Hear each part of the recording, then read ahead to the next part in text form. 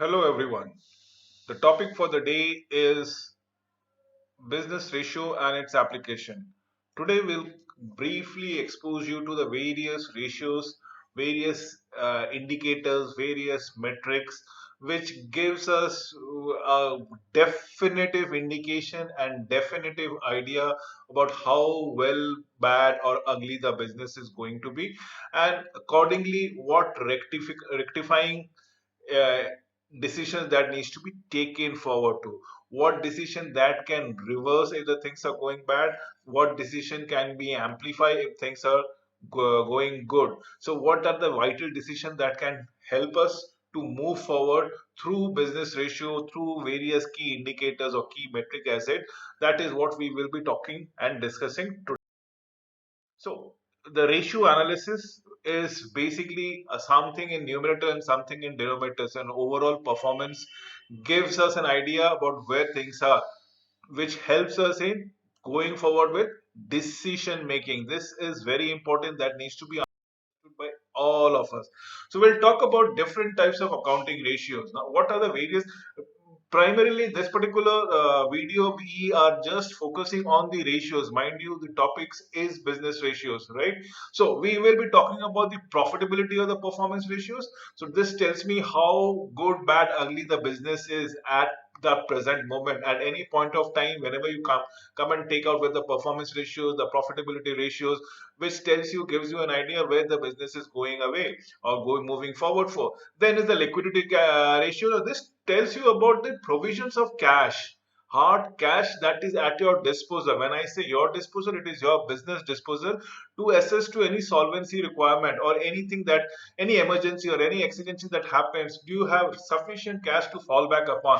The liquidity ratios will give us a very magnifying ideas about where we are.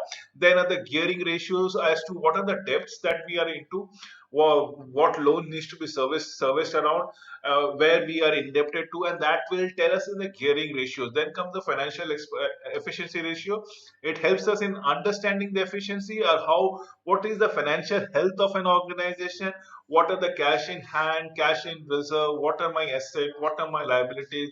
The shareholder ratios will tell me where the ownership of the corporation actually exists, who is the maximum benefactor, or should I say who has the maximum stronghold in the corporate, and accordingly the boardroom dynamics needs to be. So the first thing is ROCE, as the case you go around it, is return on capital employed. So if I have employed, let's say $100, and I have a return approximately 12 to $25 per quarter of that $100. So it actually gives me a return on capital employees will be, so in that means in one particular year, at best case, I will make a break even, and I will improve or remit back all my capital that I've employed in the business, and then the business will be on its own. If it is giving a return of 25%, the $25 that I get it from every $100 that I invest, so per quarter. Remember, the idea is on per quarter. And if it is 12 rupees, it will hardly take around 8 to 9 quarters for my capital to get reversed back altogether. So that is what is ROCE is, return on capital employed. That needs to tell me what is the performance overall. Then comes the gross profit margin. Now, gross profit margin does includes, you have not paid the tax as such, which is there in the net profit margin. That means all receivables have been taken care of, all taxes have been taken care of, all statutory requirement has been vended off, and that there is a net profit margin. So gross profit margin after the sale of the good and the cost that comes around it, and what is your gross margin. But net profit margin is not only the sale of the good and the cost around it, the cost can be further into the statutory cost that goes around it, the maintenance cost that has to be taken care of. These are things that needs to be wind. So gross profit is definitely in terms of bigger margin, and then the requisite margin that comes or stayed back into the pockets of the company is the net profit margin that we. So let us understand what is ROCE, or return of capital employed. So it tells us PBT, or profit before tax, divided by total assets minus total liabilities or current liabilities. Sorry. My apologies. First is the total assets minus the current liabilities. Remember, your liabilities can be huge, but you are fragmenting or demarcating it on a quarter to quarter basis. Let's say you have a depreciation of your capital expenses or capital expenditure that you have made upon it, and the depreciation is to be done over, let's say, 100 quarters. Just an example around it. So per quarters, what is your asset and what is your current liability? So you need to understand, multiplied by 100, and that gives me the exact percentage. Will tell me the 100% what is my return on capital employed is. Similarly, will be gross profit margin.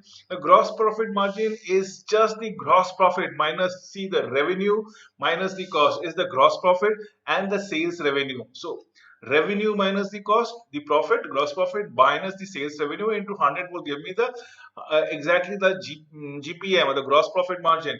A large range of profit may affect the true result. Using the comparison for the margin of the previous years helps you to understand where are you going. Is your company on the right path? Do you are making sense for it? So that needs to be understood. Then comes the net profit. Remember, net profit and gross profit. Gross profit is revenue minus your cost, but net profit is revenue minus all your cost. Let's say fixed cost, capital cost, any cost for that matter, any taxes that needs to be taken care of, any liabilities that needs to be taken care of. You need to deduct all those liabilities and then arrive at a net profit. Now, this net profit might be considerably smaller than the gross profit, and vis-a-vis the sales revenue that goes around it into 100% gives you the exact NPM. So this indicates an amount of profit available relative to the saw after deducting the trading and the business cost. This is very true, which I have already told you about it. You need to take care of your taxes, you need to take about the liabilities that is there, and so on and so forth, that needs to be. Now we come into the liquidity cost. Measure the ability of a business to meet short-term obligation, collect receivables, and maintain cash position. This is all about the cash that we are talking around it. So what is your cash at hand? What is your cash at reserve? So you can have to maintain those short-term obligation. In case if you have taken a loan, you have to pay some, you own somebody else some money. When I say you, it is your business. So indicate how well your business is able to meet short-term obligations. So basically, absolutely cash or near cash resources are available at your disposal.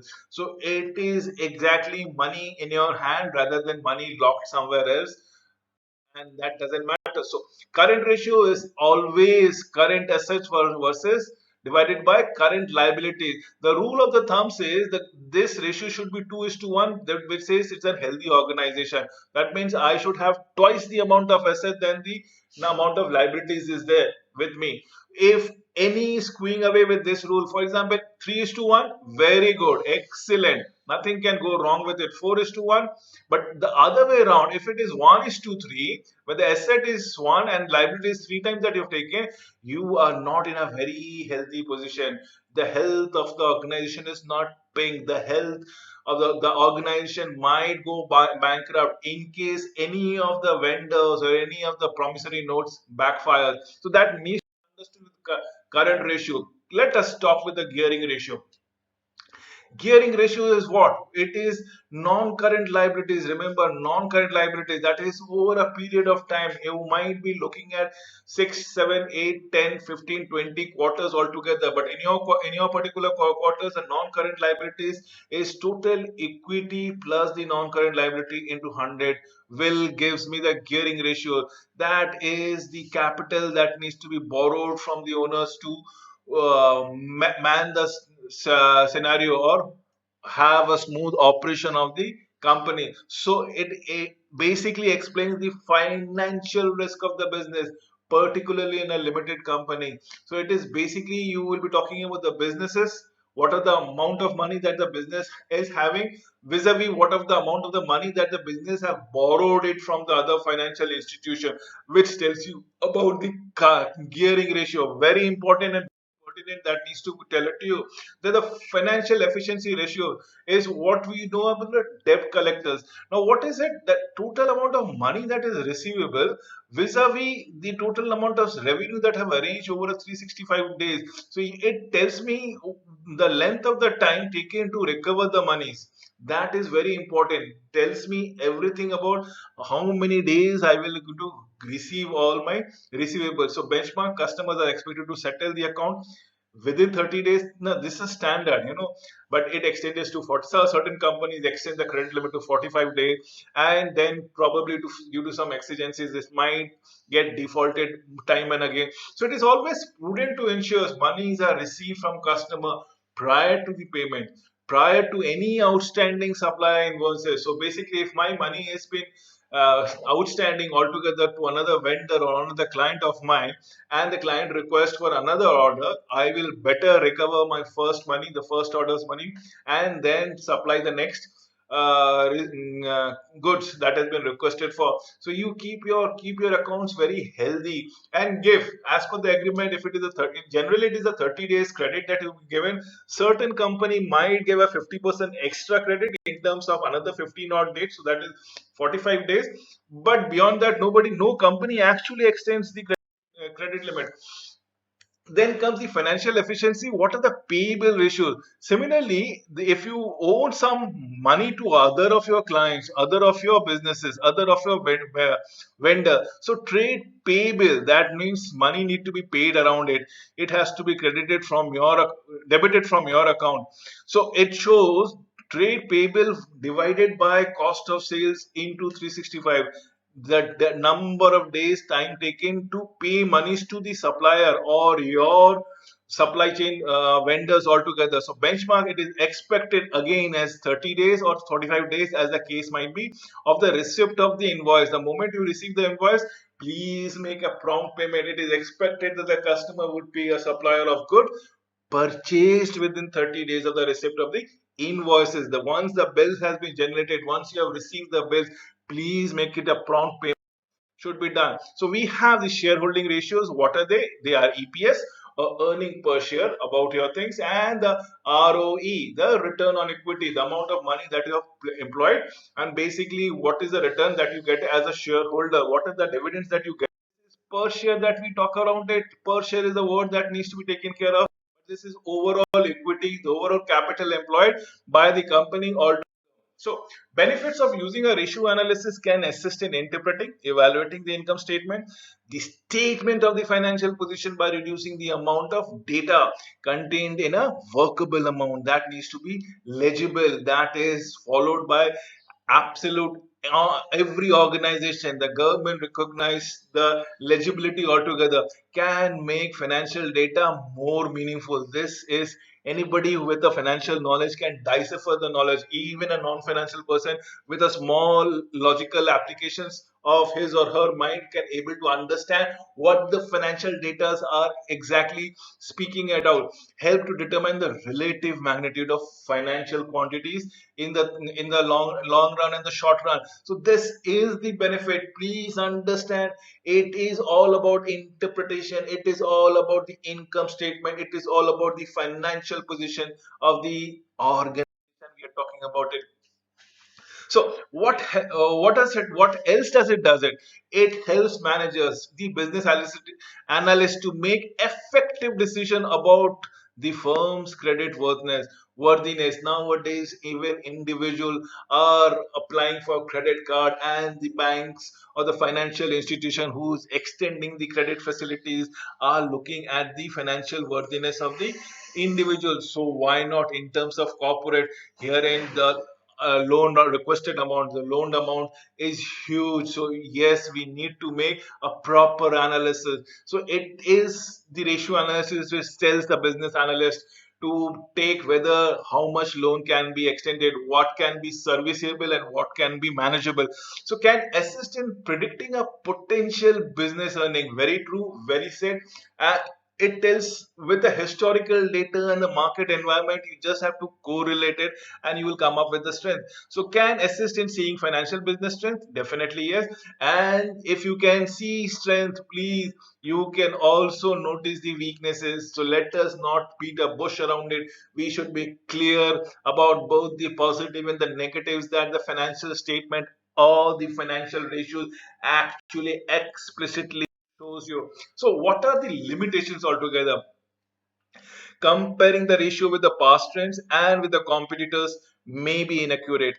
Data may not be easily comparable due to the differences in accounting policies. Yes, accounting period. So many an organization or many a country have different policy. So we have the CA account, which is continuously certified accounting standards, and then we have IFRS account as international financial reporting standards.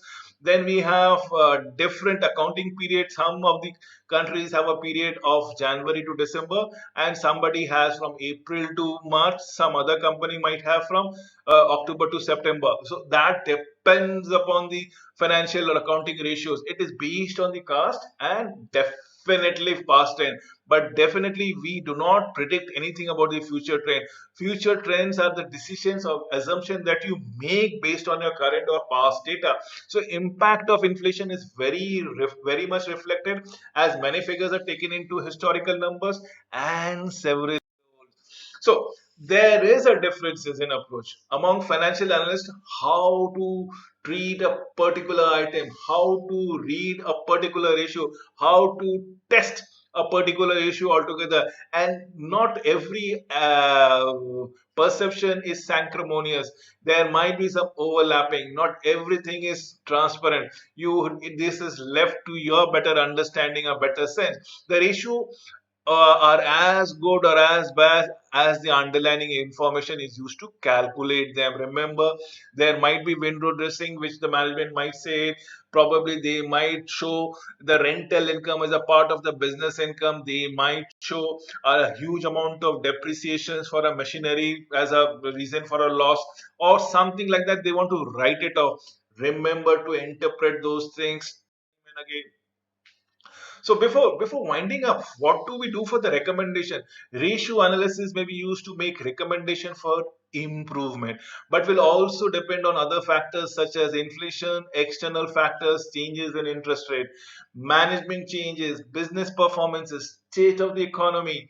What is it all about it? Performance of the competitors. So we have to understand what is inflation been going around, what is the economy going through? Is it going through an inflation, deflation, or stagflation?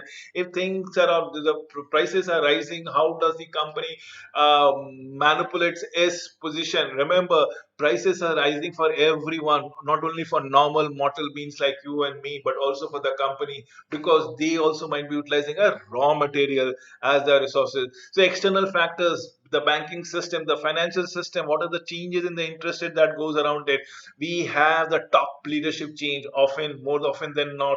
We have to understand the business performances that might be catapulted because of certain company leaving this industry or certain competitor leaving the industry altogether, or affected severely because of severe price cuts by the competitors altogether. So you need to understand the performance of the competitors. You need to understand the state of the economy before coming to a conclusion. That is very true. With this, I come to an end of this particular presentation. Thank you for watching this video.